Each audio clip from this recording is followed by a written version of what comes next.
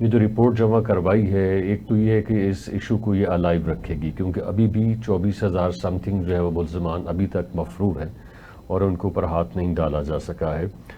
دوسرا، اس کے اندر جو کانٹینٹس ہیں وہ یہ کہتے ہیں کہ یہ ایک ادارے کے اوپر حملہ تھا، اور یہ بعد میں اسٹیبلش بھی ہوا، کیونکہ جس طرح سے اور جس آرگنائز طریقے سے ہمارے جو سیکیورٹی کے ادارے ہیں اور ان کی جو یادگاریں ہیں، ان کے جو آفیسز ہیں، ریزیڈنسز ہیں، ان کو نشانہ بنایا گیا تھا۔ اس رپورٹ کی کتنی اہمیت ہوگی، کیونکہ اب دیکھتے ہیں کہ 1.5-2 سال ہونے والے ہیں، اور لوگ اس حوالے سے بھی کہتے ہیں کہ جی اس کا تو کچھ ہو ہی نہیں رہا، تو اس کے اندر اس اصل جو مقدمہ ہے اس کے اندر جان ڈالے گی یہ؟ دیکھیے، بات یہ ہے کہ اس میں پاکستان کے قانون کو اپنا رستہ بنانا چاہیے،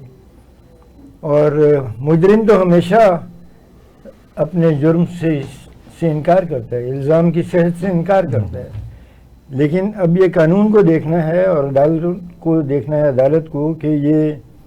جرم کی نوعیت کیا تھی، کیا ثبوت مہیا کیے گئے ہیں، اور وہ جو ثبوت ہیں وہ اس قابل ہیں کہ ان پر اعتبار کر لیا جائے، تو پھر سزائیں ہونی چاہیے۔ ہمارے ملک کے لیے یہ بہت ضروری ہو گیا ہے کہ یہاں اس قسم کے جرائم جو ہیں ان کے اوپر سزا ہو، اور جو سزا ہو اس سزا پر عمل درآمد ہو، تاکہ آئندہ آنے والے دنوں کے لیے، وہ جو کارل جنگ نے کہا تھا نا کہ سوسائٹی کا کلیکٹیو سب کانشنس ہوتا ہے، ایک سب کانشس مائنڈ ہے، اور وہ کبھی کبھی اس میں ڈیپ میموری ہوتی ہے، اور وہ کبھی کبھی اس میموری کو سامنے لے آتا ہے، تو سب کانشس کے اندر یہ ہونا چاہیے کہ قانون پر عمل ہوگا، سب کانشس کے اندر یہ نہیں ہونا چاہیے، سوسائٹل سب کانشس کے اندر یہ نہیں ہونا چاہیے کہ قانون کو ہم چکر دے جائیں گے اور قانون سے بچ جائیں گے،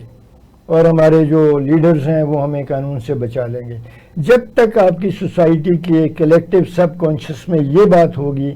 کہ میں قانون سے بچ نکلوں گا کچھ بھی کر کے، اور میں چالاکی دکھا جاؤں گا اور میرے لیڈرز مجھے بچا لیں گے، ہم پر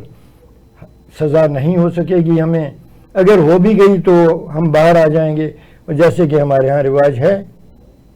جو سزائیں ہوئی ہیں ان کو پریزیڈنشل پارڈن بھی ملی ہے، تو